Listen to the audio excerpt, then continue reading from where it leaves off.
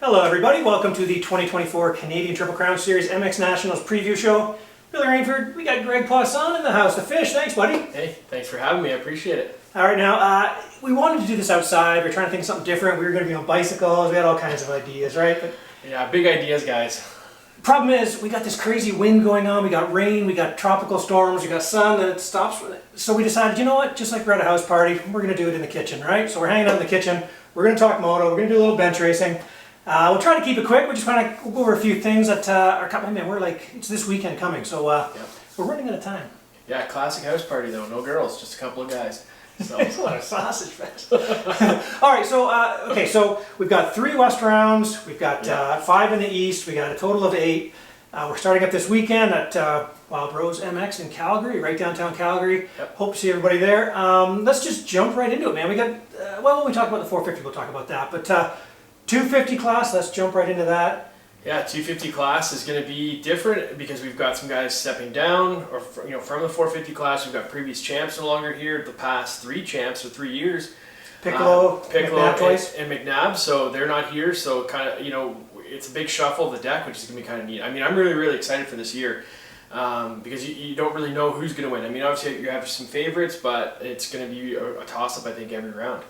Right, for sure. So right off the bat, we'll kind of we'll get past this one that everybody's thinking about, wondering about.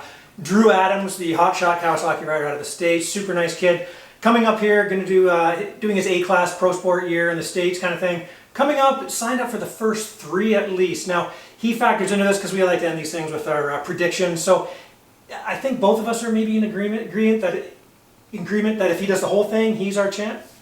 Yeah, I mean, it's like anything. You see these U.S. kids, and they just ride at such a different level. They're just so fast, so aggressive. Pin it to win it, and checkers or records, however you want to say it.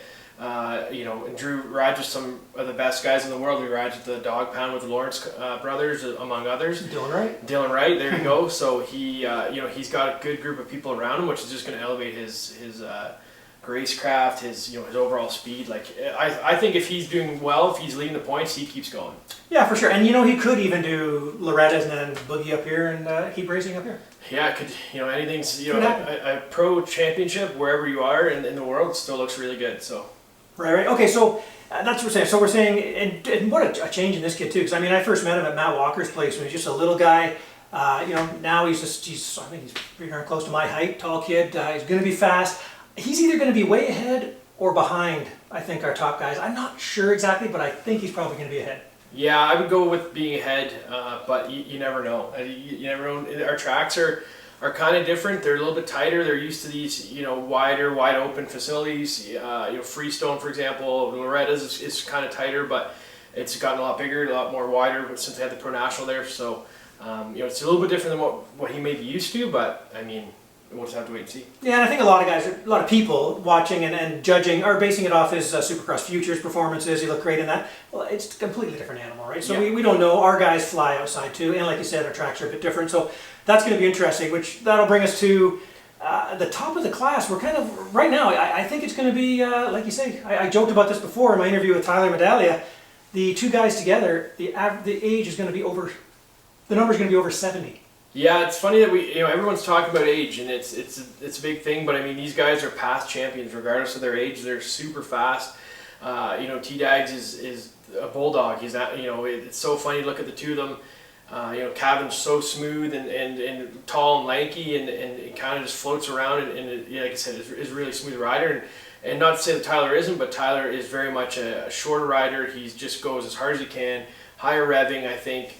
I feel like he is, and he's really pretty tough on the bike. He's used to ride in the woods as well, and you're just gonna muscle those bikes around. So when it gets really rough, I think Tyler actually shines because he's not afraid to really put it out there. He's tough on the bike and tough on the bike. Yes, both. But so we didn't clarify that. We are talking about Kevin Benoit from the Red Bull KTM team, Tyler Medaglia on the GDR Honda Fox Racing team.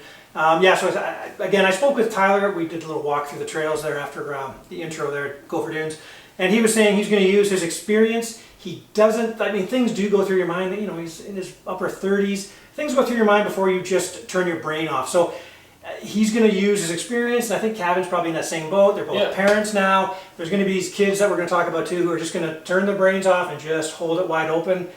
Will that pay off? Will they beat these vets? yeah, it's going to be speed versus experience, and not saying those guys aren't fast, Yeah, but no, it's exactly. definitely that pin it to win it kind of thing. So yeah, it's going to be really interesting. I mean, Tyler is proven champion, and he raced some of the best guys we've had, and same with Cavan. And Cavan came back last year and smoked everybody, right away. So Yeah.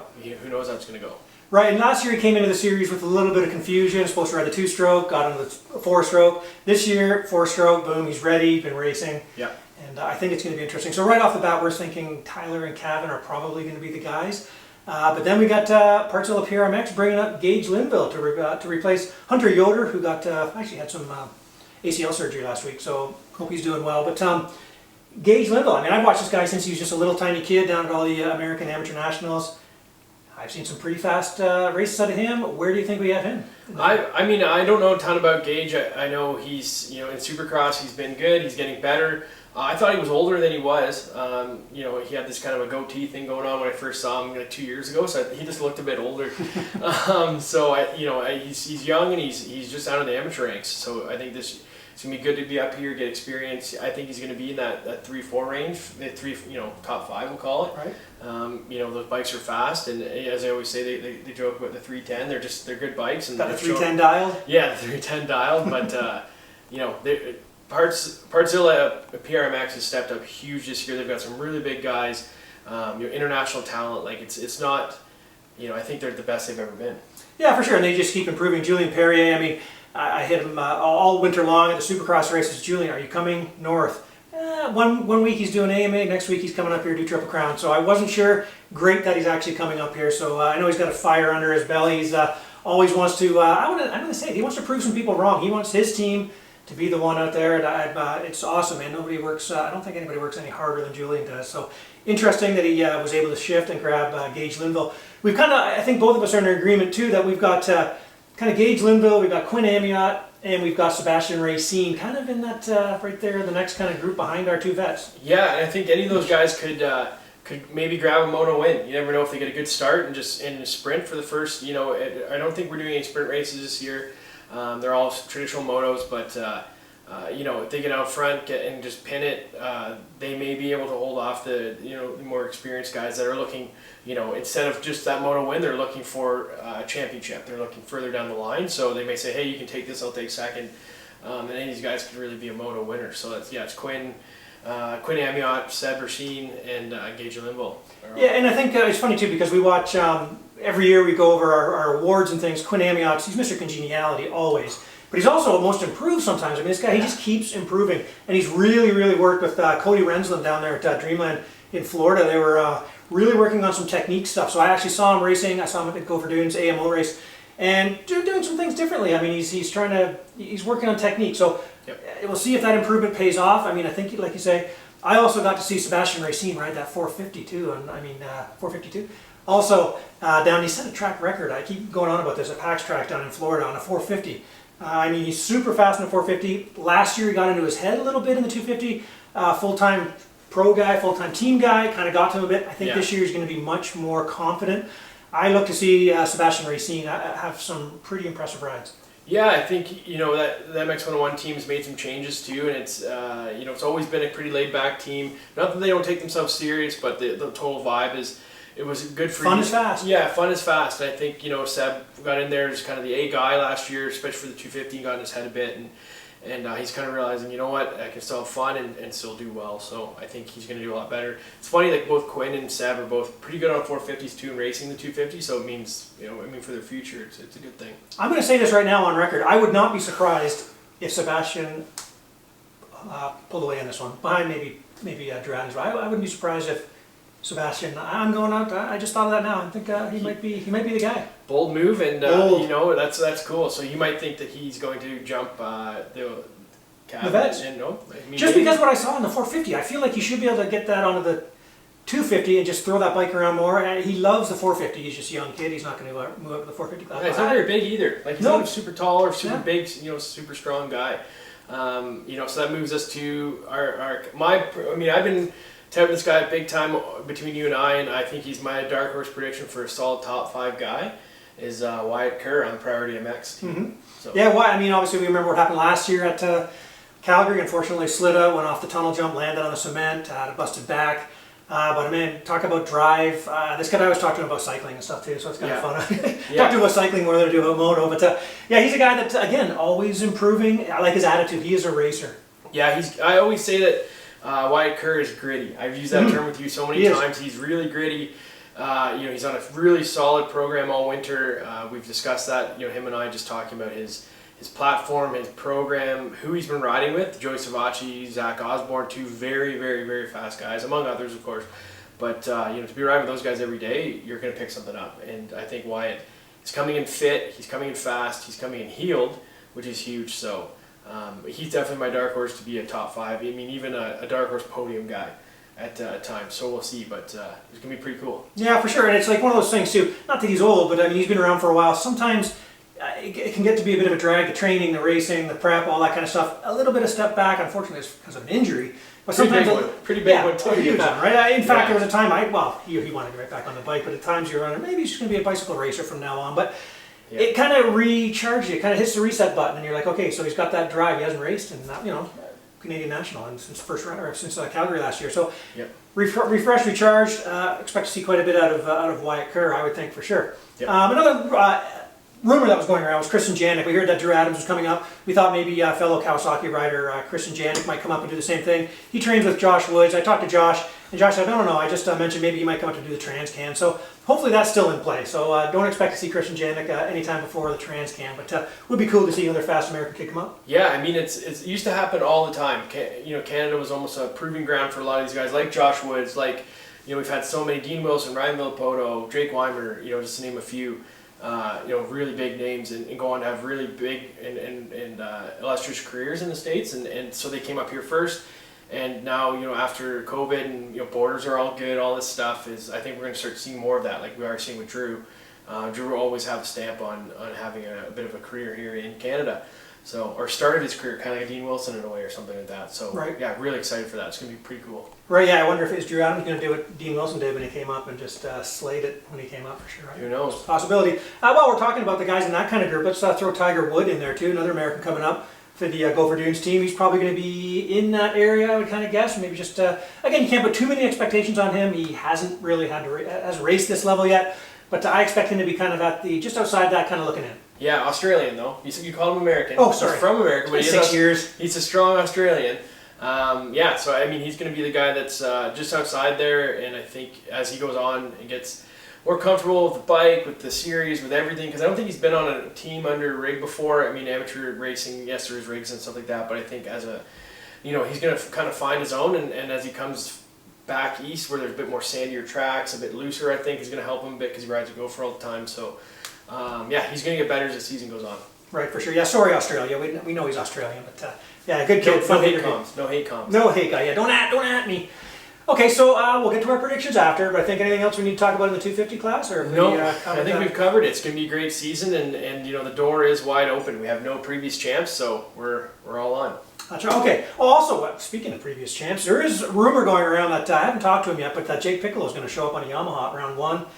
Who knows what happens with him, man? He's a wild child. He's kind of the it would be great to see him back. Obviously, Jake's so talented, but I mean, if he needs surgery, if he needs these things, let's take the time and come back strong. He's got lots of time. He's still really young, so for sure. We'll see. It'd be great to see him, but wouldn't be upset if he just took the time off. Yeah, for sure. Okay. All right, let's move on to the 450 class. I mean, the obvious question is, can Dylan remain undefeated in overalls heading into his the last 3 years ago, and then 2 full seasons of undefeated in overalls in the 450 class. I mean, can anyone beat Dylan? That was the question in the off-season. Every team that didn't already have people signed were looking around, kind of picking through the states, trying to find someone who doesn't want to do or doesn't need to do the SMX playoffs, and was willing to come up here and do it. And that was the hard thing to find for a couple teams, for sure. Yeah, it's one of those things where, I mean, it's not to say it's boring, but I mean, it's predictable. Dylan is in good shape. He's got good bikes. He knows what he's getting himself into, so I don't see it changing too much. But I mean, this year I think we're going to have more depth in the 450 class, and hopefully some less injuries too and things like that. So just to step on you there for a second, you mentioned the he's got new motor builder, a little bit of pressure, new mechanic, a little bit of pressure. So there are some changes over there that there's not new. You know what I mean? There are some new things that who knows could. You never know. Could add that to the mix of things that they have to get through. Yeah, exactly. Bondi makes good motors. I've used him in the past to haul my heavyweight around, and he does good stuff. Chris Bondi and Hammer. Hammer adds 15 pounds. Yeah. Oh yeah, always. But yeah, no, they do good stuff, and it's neat to see kind of an all Canadian program too, which is cool. And I think, or at least a local program. I know a lot of teams are starting to do that too, less away from. Walt Kawasaki is using a lot of Canadian or local Michigan TCD, Tim at TCD for their suspension and things like that. So it's neat to see that because I think they get a little bit more hands-on help instead of shipping things away, coming back, whatever. But it's going to be neat. It's going to be cool. Right, and I think what's interesting, Tyler Medali is not in the class anymore. He actually straight up said he thinks Dylan is the best we've ever seen. Apologies to anybody who was around when Ross Peterson was still racing, but we have this argument all the time. JSR. Because I was. I'm a big JSR guy. But anyway, yeah, Tyler straight up said he's the best we've ever seen, so it's going to be tough to beat him. You had to go pretty high up the ranks in the States to try to find someone who's going to compete. That is that's what, again, Julian, we're going to talk about the Partzilla PRMX. Aaron Tanti, 2022 Australian champ, coming up here, going after our titles. Yeah, I think a lot of people are sleeping on him because he didn't have a good Supercross season. But I've always followed the Aussie injuries, MX. lots of injury. Yeah, Aussie. I mean, but that's common for a lot of guys coming over. I mean, he has done Aussie Supercross, but it's a totally different deal. I think if anyone has any sort of experience or can compare anything, the Aussie MX series has similar tracks, similar preps. Yeah, similar prep, similar things like that. So I think he's going to be one of those guys that the learning curve is a lot shorter. Or the window, and he's just going to be able to go fast because I think he's going to go up to Calgary where someone from the States says, oh gee, like I'm not used to this kind of tighter. We tend to have tighter tracks than in the US. For sure. But with Australia, if you watch Pala, we don't have anything quite going 80 miles an hour. Yeah, exactly. Scrubbing up, Yeah, so I think Aaron Tanti is going to be a threat pretty much immediately. Obviously, a little bit of growing pains too, but he's been riding a lot of outdoors from what I've seen, and he rips. So. Yeah, and again, speaking of him, I mean, we wanted to do this preview a little bit sooner than we are right now, but I wanted to see Aaron. I knew he was going to be at Compound 138, which is just south of here, just down, not too far from my house. Yep. I wanted to see him on the bike before we kind of did our predictions because we knew a guy coming in with his pedigree should be in the mix. They were doing a lot of testing, so I mean, I put up a video. He was going much faster than that on some laps. He did some pretty cool stuff through the rollers and things too. I was trying to get a photo, and all of a sudden he leapt, and I'm like, I don't think anybody's ever done that. He tripled in, and then anyway. He's fast, very fast. It's going to be interesting to see. Did an interview with him. Super nice guy. He's happy to be here. So he's going to be interesting. I know we both kind of have him there. We also mentioned Sean Moffenbauer has retired. Tyler Medali has moved down. Yep. So, I mean, that really changes up that top five kind of anyway, kind of opens up the room for more guys to move up. Yeah, and then, I mean, moving on from him, he's going to be a threat, I think, from day one. I've been saying that all winter. Or as soon as, they said that they were coming, I said Tanti's going to be good. And then, we move into the KTM Canada team, Red Bull KTM Canada, with Jess Pettis and Josiah Natsky, full-time 450 guy now. This is going to be a good argument. I mean, I hear things from the local races and the test tracks. I hear Natsky's flying. Yeah. I mean, I've always been a big Josiah Natsky fan. He's a super nice guy. I'm happy that he's here, and he's pretty quiet. He doesn't really, not a ton of flash, and he rips, and he's had some good and bad races. He's come up and I remember Walton, his first race here, he smoked everybody, like just gone, and and then he's ridden the 450 and was one of those guys we thought, holy smokes, he might actually beat Dylan. And then had that huge crash of Walton in the rollers, and the pipe was going 90 degrees and stuff. But he's a gnarly dude, and I use that term with Wyatt Kerr. He's gritty too, right? If he's injured or any sort of thing like that, he's still going to give it 110%. So the thing with him is he wants back to where he was. He was on a trajectory with KTM and Red Bull in Europe, and then obviously had some life and issues that happened, and then he kind of has been rebuilding himself ever since. So. I think he wants back. He's still pretty young too. He's not, at the end of his career. He's still in the up. So We'll see. Yeah, it's interesting. I mean, that's kind of we have a couple of these races within a race kind of thing. I think that KTM battle, nobody wants to be the second place guy in the team. Yeah. So I mean, these guys, Jess Pettis, and I always say this too. not everybody thinks they can beat Dylan Wright. There are only a few of the guys lining up in that 450 class who still mentally, and aren't lying to us, think they can beat Dylan Wright. And I think Pettis is one of them. Yeah. Natsky now, maybe he's moving up. I think he's a guy that does. Tanti probably thinks he can, of course. He's never raced him yet.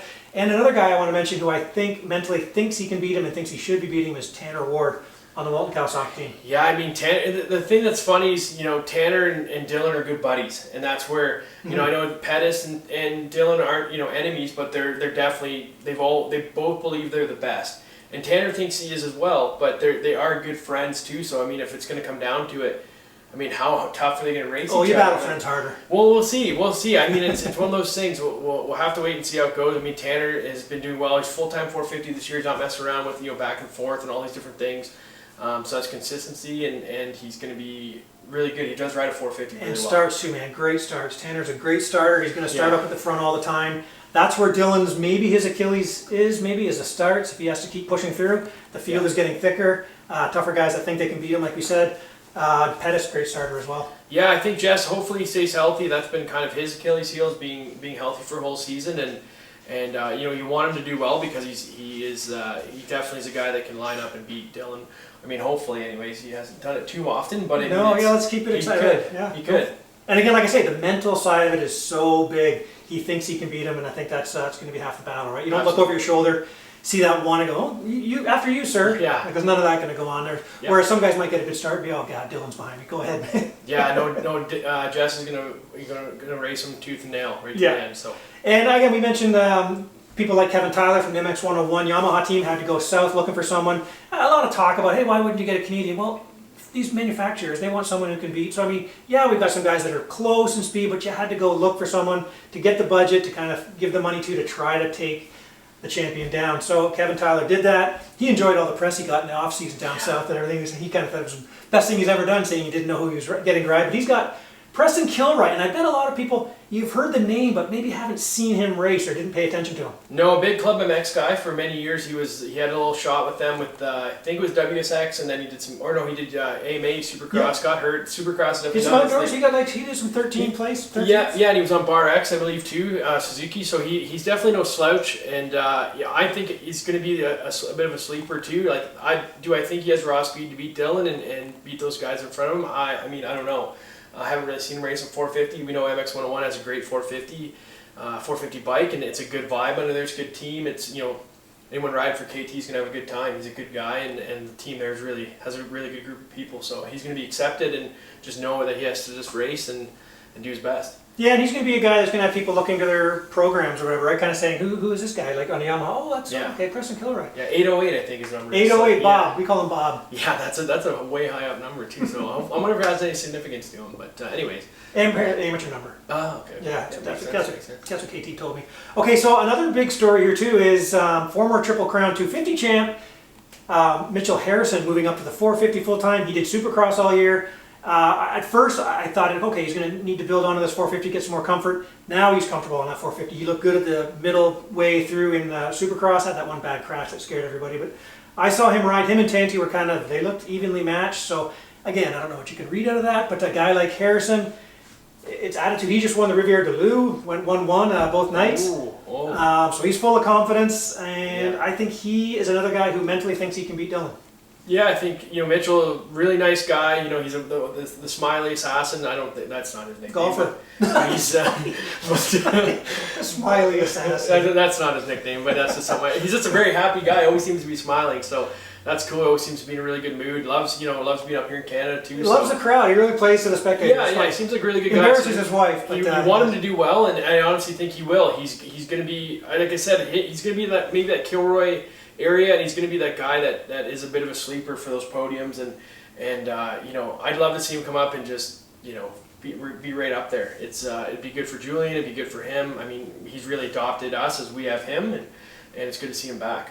Yeah, on a 450, of course, too. Yeah, and like you say, again, I hate using these terms the kids are using, but sleeping on him, I feel like I kind of am, because he could come out there and be a guy that's ahead of these other guys that we've mentioned.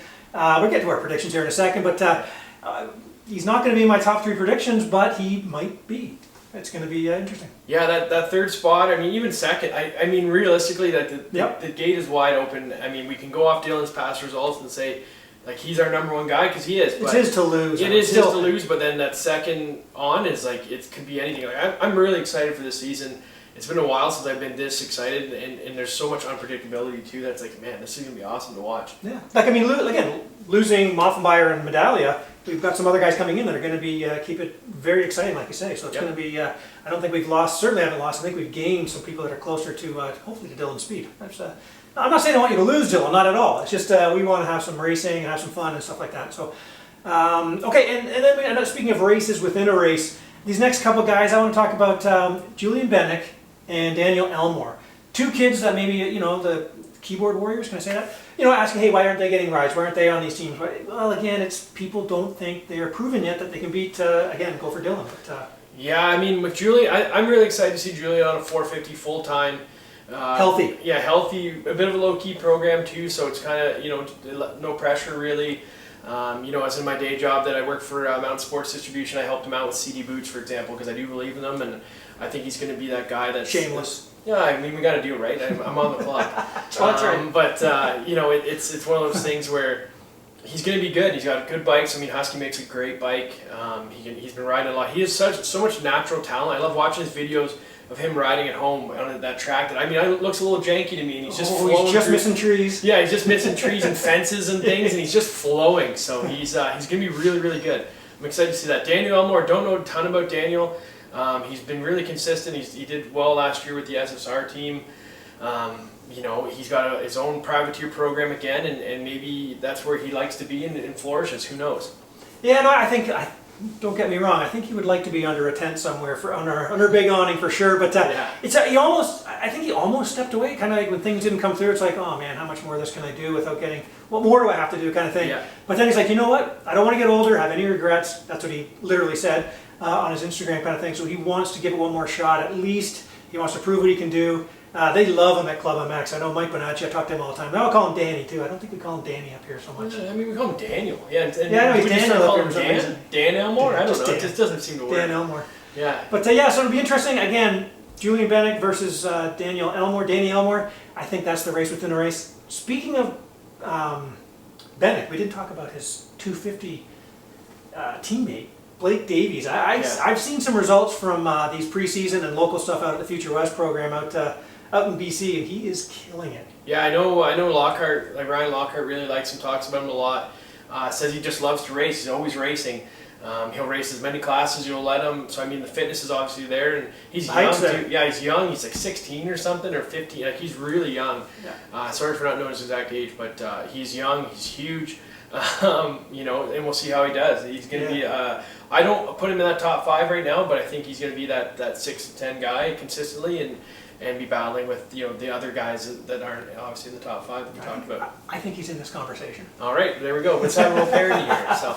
Yeah, for sure. Sorry, I just wanted to backtrack back to 250s. I realized when I mentioned Julian Bennick that his teammate is a guy that we should keep an eye on too. Yep. Who else do we have here? I think we kind of covered just about everybody that we're thinking about there. Right? Yeah, I mean, apologies if we forgot anybody. There's always going to be those guys that show up on the off weekends from the States. I think we're back to that now. Hope so. Yeah, we're those guys from Michigan, New York, Western states. Blackmer. Yeah, Christopher Blackmer on the CCR, I think it's called, excavating team with Scott Vandenborn runs that team. He's actually local to us here, has an excavation company, providing bikes for killing it on the 450 preseason stuff around Ontario. Yeah, like just flying. But he's going to probably, sorry, I didn't interrupt. No, go ahead. I just happened to know, because I spoke to him, asked him if he was going to do our whole series. No, he's not. Kills it on the 450, wants to pick it up in the East on a 250. So that's what was his plan. Yeah, Christopher, I mean, he's so good, super naturally talented. He's had some issues in the past with being injured. I know there was talk that he needed surgery on his back. Never seemed to have that because he's been consistently racing ever since, was racing Supercross. Like just one of those guys that shows up and races, and I think that's really cool.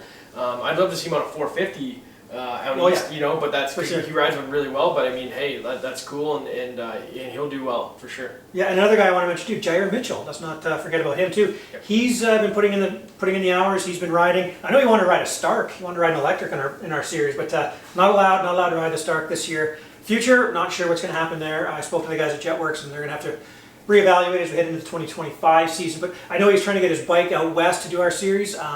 He's a guy, again, he can surprise some people and go fast. So Yeah, we'll see how he does for sure.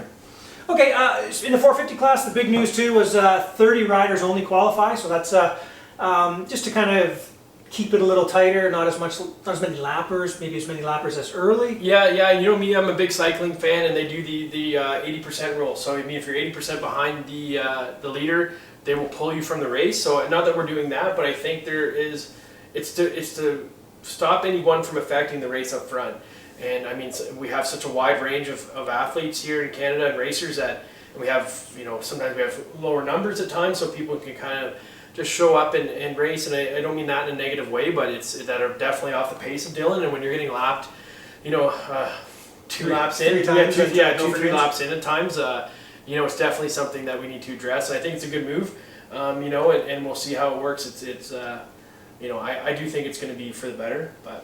Yeah, I guess we're all about TV now and stuff like that. Historically, I kind of like the fact that nationals come near your local track. You know what? You got your pro license. I'm going to try to qualify and get out there. But I don't know.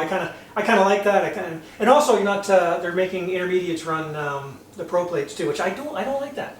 I like fans to go, oh, what's that yellow mean? Oh, they're amateurs, they're intermediates. Yeah, no, I think they've enforced that for a few years, but if you showed up with the yellow plates, I mean, and you had no other option, they'd just let you do it anyways. Yeah, they've gotten ahead of that. They've said you show up with pro plates. Yeah, so that, I mean, I do understand that, but it's, yeah, I do get the idea of the yellow plates, because I mean, going back to T-Dags and Jer, his brother Jer, and those guys that are up front. And Todd Cooley's pit board? Yeah, past the B rider? Yeah, I mean, that's iconic. Shout out Cooley. But yeah, it's just, yeah, it's gonna be, you know, it's gonna be different, but it's I think it's a good move. It just looks better in my opinion for optics. It does. I guess. Optics on TV for people that don't know what yellow plates mean. I think that's kind of what it's more. Well, people asking questions I like. Anyway, you're right. You're right. Okay, so let's end this up. I mean, that's if we missed anyone, like Greg said, we apologize. Someone might come out and also, oh boy, we forgot about so and so. But if we did, we apologize. We'll cover you this weekend. Don't you worry. Okay, so predictions: 250 class. Top three. Let's just go for it. I'm going T-Dags, Cavan, and then I'm going Quinn for third. I think that's going to be a good fit. I think T-Dags is a gnarly dude on a 250. You know, I've known him for years and years, and I think he still has that fire. You know, so I think he's coming back for the right reasons. He's never stopped racing. He's never retired. I don't know if he ever will. You know, so. He said his last pro race will be Talon Medalia's first pro race. If he turns pro, and if Tyler can still line up, that would be his exit. What a story that'll be. Yeah. They'll go down in history for that for sure. And imagine Talon beats him. Yeah, I don't think he's going to be too far off. He said he's not right now even. Okay, so I'm going to just change that a tiny bit just for interest's sake. I'll go Tyler Medalia, Kevin Benoit, and third, let's throw Gage Linville in there. Throw Julian Perrier, and parts of the guys a bone too. It could be interesting. Again, like I said, I've seen him go super fast, and I've seen him struggle a little bit. So American speed.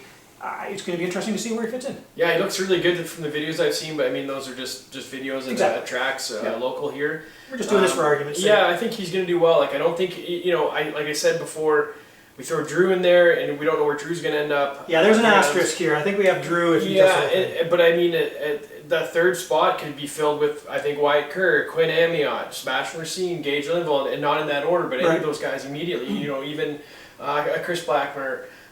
You know, Blake Davies, like there's a ton of guys. Zach, you from Zach. I hope you've been doing your homework too. Yeah, Zach there. I can't say his last name, so I avoid his name. You from Zach. Yeah, but I mean, there's lots of guys there.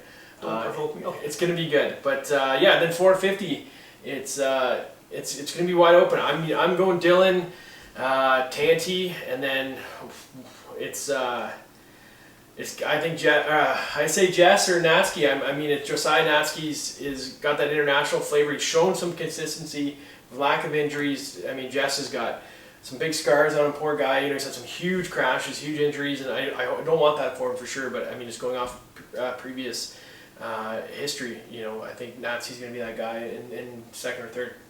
All right, I'll change it up a tiny bit again just for interest's sake. I'm going to go. Dylan Wright, it's his to lose, I think. Again, we've got, I don't like using this either, but generational talent in Dylan Wright up here in the 450 class. It's his to lose. I think Tanti is going to prove that he has that pedigree, Australian champ. I think he's going to get comfortable. He's going to like our tracks. I think he's going to be second. And then I'm going to throw Tanner Ward in there simply because I like his mental strength. I think he's like, you know what? you guys don't be doubting me. I'm going to go out here and prove it. I'm going to get good starts, and I'm going to keep these guys behind me. So I'm going to go with Tanner Work for third. Yeah, I mean, you could throw anyone in those that second we're just firm. 2 to 5 range. It could be Tanner. You know, I'd love to see all those guys do well. And it's but you're asking questions, so those are my answers. For those reasons. So You asked me, I told you. yeah, exactly. All right, well, it's time to wrap this up. Let's finish here. I know all of us, like a lot of you probably saw on Instagram, a lot of trucks, a lot of the big rigs have left the Ontario area, heading west towards Calgary. I'll be doing the same thing on Tuesday. It's probably today if you're watching this. It's probably going to go up tomorrow. So I'll be on the road right now. And then good luck to everyone. Safe travels. We'll see you there this weekend. We didn't talk about the WMX, but one thing I want to touch on to end this, I want to say all the best to Marco Giguere, who crashed on his bicycle and has hurt his back. So all the best to him. And also Tristan Dares had a horrible thing happen to him, so all the best to him in his recovery. Yeah, never good to hear any of those things. I mean, Jiggy's a beauty, and I just read about Tristan Dare today, so that's horrible, and I hope for full recovery for both those guys. It's a bummer. All right, that's going to wrap it up here. So nothing to do now but drop the gate and go find out who's right, who's wrong, and who wins. Yeah, check it out on DirectMX and Ride TV as well if you can watch it on the app. Yeah, watch it all live. Thanks, Greg, for sitting in and helping us out. This has been the almost finished kitchen. There's going to be a backsplash. There's going to be all kinds of other stuff. But thanks for watching. It's been fun, and we'll drop the gate this weekend.